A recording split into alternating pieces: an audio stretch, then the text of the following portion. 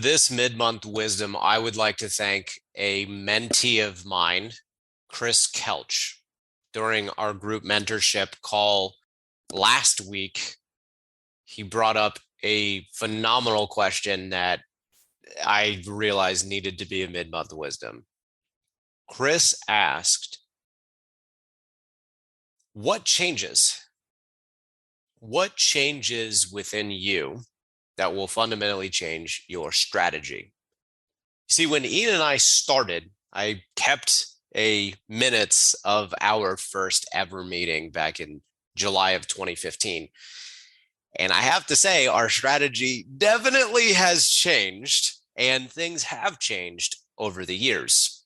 And those changes are really important to plan for, even though you have no idea what they're going to be. Look, at the end of the day, we as people, we change. We change in many ways, and many predictable and many very much so unpredictable ways. And though you can't actually plan for all the changes you can expect and will hit you just blindside, you can do this. You can build in flexibility and optionality within whatever it is that you're doing. That's the core of this mid-month wisdom.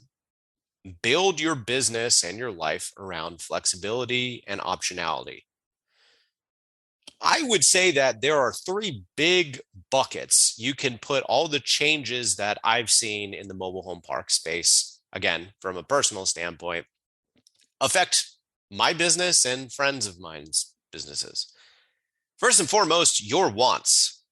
That's simple. What do you want? Turns out a lot of people make the mistake of trying to get into mobile home parks because they think they want mobile home parks, but the truth is they want something else. In other words, the idea of passive income, lots of wealth, generational wealth, is really nothing more than a band-aid, a delusion, a pipe dream, a short-term fix like alcohol or getting addicted to dating or drugs or anything. Money is just as addictive, or at least can be, as any of that. And I think people in general look at money like a problem solver. And the truth is, it just isn't. We're going to address that in a little bit because that's another one of the big things, my big three, if you will. But I have met plenty of people over my, as of this recording, 6.5 years in this space who get into mobile home parks wanting one thing, and whether they never wanted mobile home parks to begin with, they just got whatever they needed to get out of it and now have left, or whether they just didn't, they plateaued and couldn't get through it and quit or whatever. I have met several people who I'm still friends with that are no longer in this space because one day they just woke up and realized mobile home parks was not for them. This is why I don't really look at people as competition, because I know if I stick around this space for 30 years and nothing catastrophic happens, I'm going to win just because I'm still here.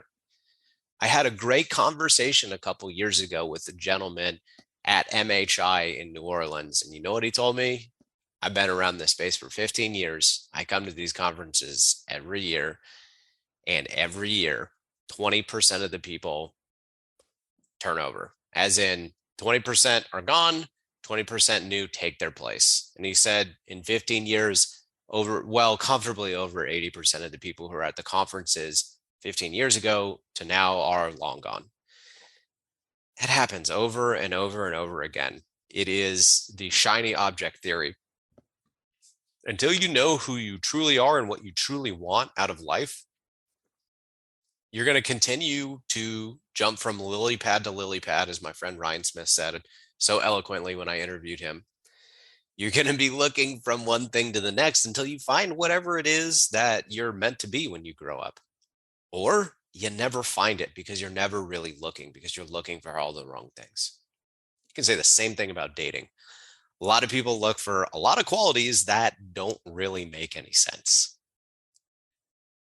Anyways, Number one, the way you will change is you will either discover that you didn't want something or want something else, and that will change how you buy mobile home parks and possibly how you operate them. Number two is capabilities. When I look at the notes from the minutes from our first meeting, boy, was I wrong. I made a big LinkedIn post about it too, a year or two or three ago, about how we absolutely smashed our expectations. I thought I was going to have 500 lots by the year 2020, starting in 2015. I had 500 lots within 2 years. I mean, we're not even close. Now, I also thought I was going to have a mobile home park within 12 months. I did not. So I can't remember who says this, but it's a great quote. I think it was Bill Gates, that you will overestimate what you can do in a year and you will underestimate what you can do in 10. Boy, is that true. Now, every year that I'm in this business, I realize there are more things I can do, bigger, better, cooler, more impactful things that I can do that I had no idea I could do. My mentorship program is a constant reminder to me that there are a lot of people I can help out there. When I go and meet with my residents, there are a lot of people I can help, and I can make a positive impact, not just at my communities, not just with my mentees, but also with you listening in if you're not one of my mentees.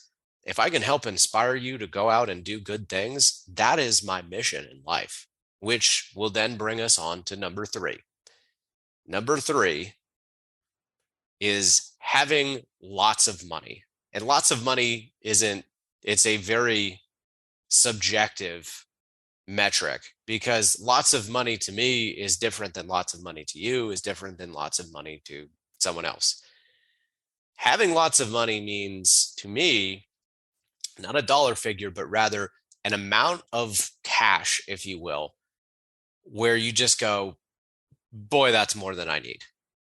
That could be $10, that could be $10 million, that could be $100 million. It's different for everybody, but I have been a very cheap person for the majority of my life, in my personal life, not as a business owner, but in my personal life, I am very quick to not spend money. My business, I'm very quick to spend money because I like when things work and I don't like waiting for something to get fixed. I move quick, I pay quick, I invest in my properties. In my personal life, I'm kind of the opposite. I like to wear clothes that are 10 years old. I like to drive cars that are 10 years old. I don't upgrade things very frequently. I'm generally speaking a cheap person in my personal life. Well, when you have air quotes enough money or enough money to you, what I have realized is that at a certain point in time, it's okay to go and buy new clothes. At a certain point in time, if you have kids and you have a little Honda Fit, nothing wrong with my Honda Fit. I loved it. Kept it for 11 years and well over 100,000 miles. And I even gave it to my brother. So it's still in the Naris family. But what I realized is, boy, I really don't need this with kids because it's just too small for what I need. And so we ended up buying a car, which is something I also thought I would never do. And what it taught me was that at a certain point in time, if you're cheap in your personal life, you will have enough money where you don't need to be cheap. I was cheap out of necessity. And you reach a certain point where you don't need to be cheap unless it makes you happy to be cheap, which I know plenty of people who are happy being cheap, whether they have tons of money or have no money. What I realized about myself, speaking of your wants and changes, flipping around over the years, is that I didn't actually want to be cheap in my personal life.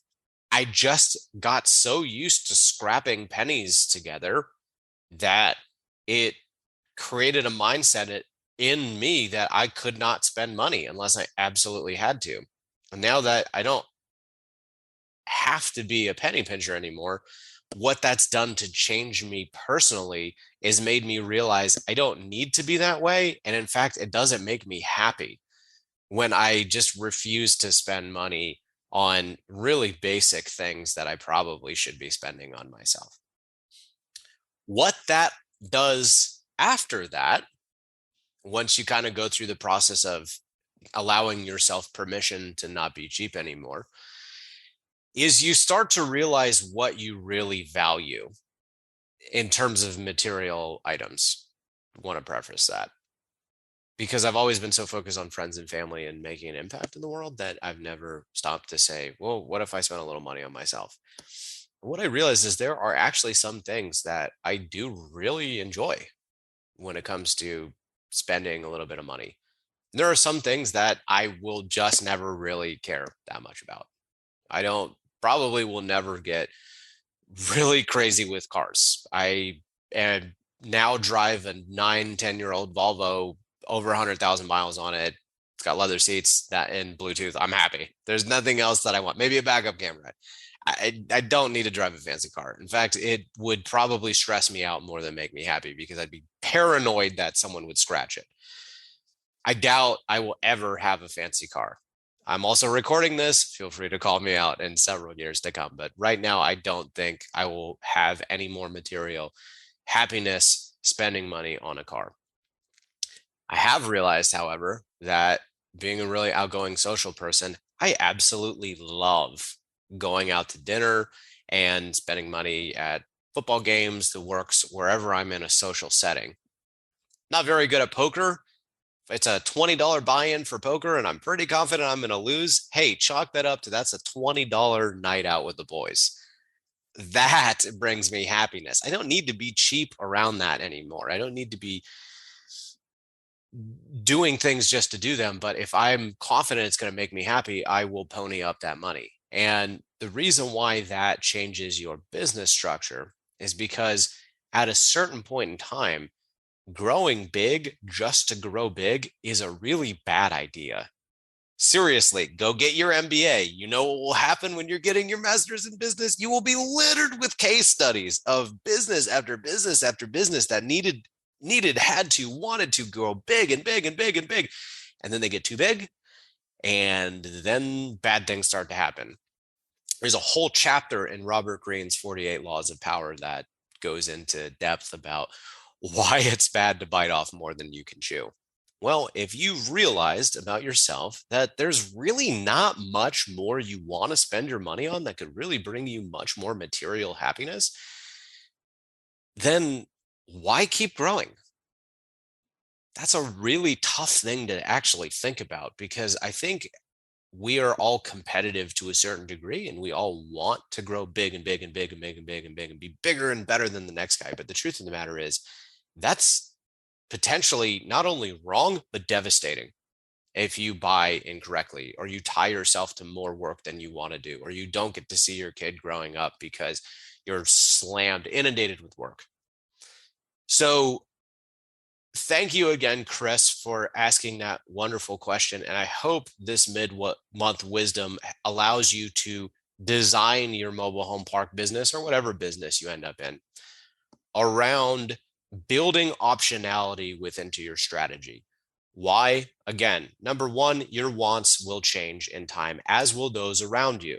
Number two, your capabilities will change. One day you'll wake up and you'll go, oh my gosh, I didn't realize I was really, really good at this, or how good at this, or how much bigger I could get comfortably. Or the opposite, you go, oh wow, I am not very good at this. I actually want to sell off some stuff that doesn't really jive with the stuff that I'm doing really well.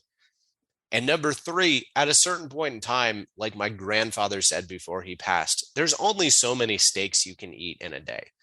What my grandfather meant by that was, look, eventually it's just another zero in the bank account. You realistically are going to hit a diminishing marginal utility of your own dollar.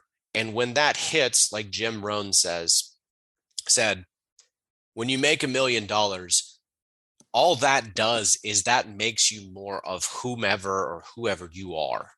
It's not going to make you this wonderful person. It's just going to amplify whatever you are. If you're a jerk, it's going to make you a jerk with money, meaning you can now whack someone with a stick. You know what it's done to me? It's made me realize how happy helping others makes me. It's made me want to do even more for free, my time, my money, whatever. I want to help others. It makes me happy. And when I'm on my deathbed, other than wanting to be around friends and family, I'm going to want to reflect on how much of a difference that I hope I made in this world while I was here. I will not be asking for a bank statement or balance sheet to geek out over how much money I made or didn't make. I won't probably even think about that because I have made enough money to know that what's going to bring me happiness is helping others. And I hope that in your journey down the mobile home park rabbit hole or wherever you wind up going, that you do find success, because along that journey, you will discover hopefully who you really are. And if you are hopefully a really good person at heart, good news, making whatever enough money or too much money is, as you define it, will just alleviate some of your stress and also amplify all the goodness within you. So I hope that inspires you. I hope that allows you to revisit how you're building your mobile home park business.